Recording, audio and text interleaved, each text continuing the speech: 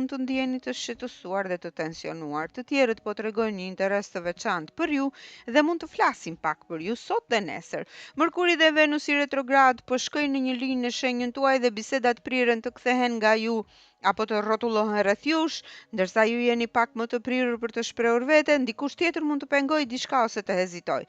Përndryshe, bisedat ose takimet mund të kthehen në çështje të pazgjidhura dhe informacioni për një çështje të vjetër mund të jetë i fuqishëm më vonë sot, ndërsa është një kohë e shkëlqyer për të rimenduar dhe rivlerësuar planet dhe projektet personale, nuk është as pak koha për të marrë vendime përfundimtare. Mund të jetë më mirë të merren parasysh mundësitë dhe t'i mbani plane të hapura, pasi ka të ngjarë të ketë më shumë për historinë që shpaloset më vonë.